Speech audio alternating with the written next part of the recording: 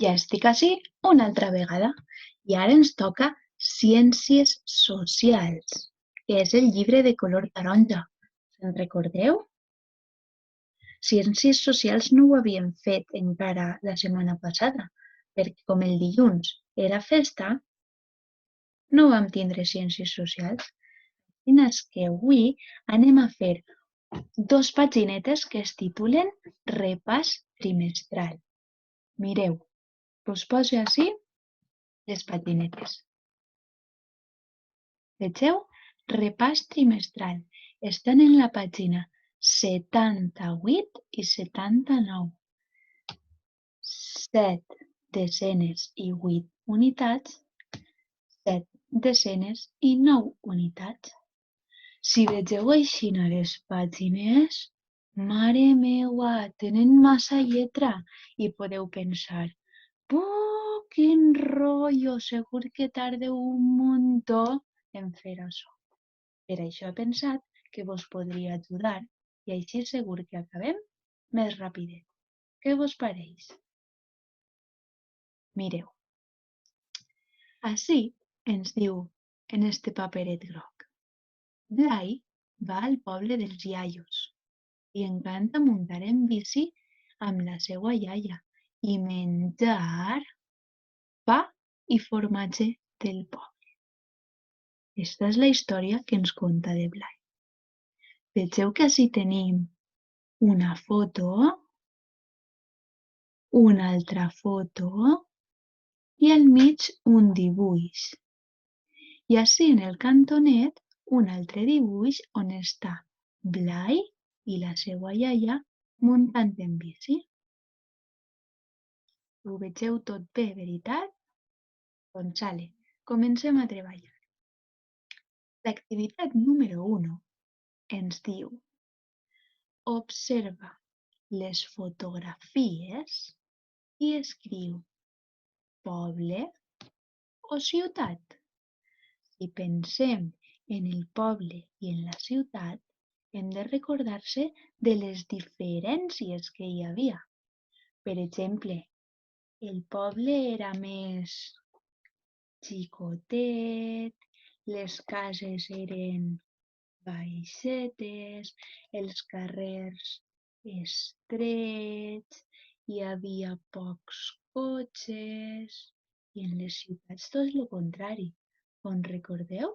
Els edificis eren alts, els carrers amples i llargs, hi havia molts cotxes, camions, autobusos, motos, moltes tendes. Això ho vam veure en el col·le, però ja fa tant de temps que jo crec que si ho repassem no passa res. Bé, doncs ens diu que observem les fotografies i escrivim poble o ciutat. Així és que en aquestes ratlletes d'ací, en esta pauta i en esta pauta, hem d'escriure poble en la que penseu que és un poble i ciutat en la que penseu que és una ciutat. Sí? Doncs molt bé. Anem a la número 2. Jo llegiré l'enunciat, però les frases de baix les llegireu vosaltres soles. Llig i escriu vertader, una V, o fals, una F.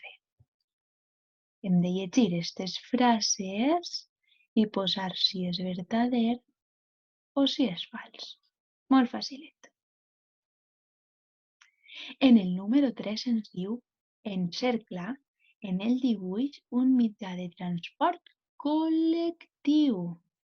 Hem d'encerclar en el dibuix, que era el d'ací del mig, un mitjà de transport col·lectiu. On recordeu què volia dir un mitjà de transport col·lectiu? Penseu, teníem els mitjans de transport col·lectius i per contra els individuals. En els individuals solament viatjava una persona o dos o una família, i en els col·lectius podien viatjar moltes persones. Sí? Heu trobat ja en el dibuix algun mitjà de transport col·lectiu? Doncs ixe és el que heu d'encerclar. En el número 4 ens demana també que treballem en el dibuix. Llegiu amb mi. Fixa't en el dibuix i escriu M, la lletra M, en els transports de mercaderies i la lletra P en els transports de passatgers. Recordem que els transports podien ser individuals o col·lectius i que podien transportar passatgers o transportar mercaderies. Passatgers que són persones i mercaderies que són caixes amb fruites, amb menjar, tot això. Ara heu de buscar en este dibuixet del mig i en els requadrets que hi ha ací blanquets escriure la lletra M si són de mercaderies i la lletra P si són de passatgers. I passem a la 5. Què ens diu? Blai i la seva iaia, recordeu que Blai i la seva iaia estan al cantonet d'ahí dalt de la pàgina, van en bici i s'han oblidat un element important per a la seva seguretat. Completa la frase. Jo no vos vaig a llegir ara la part de baix, però fixeu-se en el dibuixet i penseu què li falta a Blai i a la seva iaia per anar en bici amb seguretat i que si cauen no els passe res. Això ho heu de completar ací. I després llegiu a veure què més s'ha de fer. Sí? Vinga, que anem a per el 6. El 6 ens diu: observa el lloc al qual arriba Blai. Quin tipus de paisatge és? Encercla-ho. Hi havia diversos tipus de paisatge. De costa, de muntanya, de plana. Doncs mireu, ací és el poble on ha arribat Blai, on viuen els seus iaios. I hem de mirar si este poble és de O de... Llegiu-ho bé, penseu i encercleu si penseu que és d'este tipus o si penseu que és d'este tipus. Fixeu-se bé en la foto, que és superfàcil. El número 7 ens diu: hi ha elements humans en aquest paisatge? Anomenant alguns. Als paisatges podia haver elements humans, que vol dir que els han construït les persones, i elements naturals, que vol dir que són de la naturalesa, que naixen i creixen soles. Així és que hem de fixar-se en eixe dibuix, en eixa foto del poble i buscar si hi ha elements humans. I diu anomenen alguns. Anomenar vol dir dir-los. No fa falta escriure-los en cap lloc, ni encerclar-los, ni res. Solament dir-los. Molt fàcil. En el número 8 ens diu: completa amb les paraules observar, terreny i formes. I així tenim 3 frases que hem de completar en aquestes paraules. Si no sabem què posar en cada una, hem de buscar en el tema, en les paginetes d'antes, perquè ho posa quasi tal qual.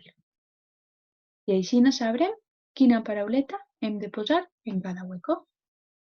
Això sí, és important llegir bé. Que avui estic llegint jo quasi tots els enunciats, però espero que vosaltres també estigueu practicant.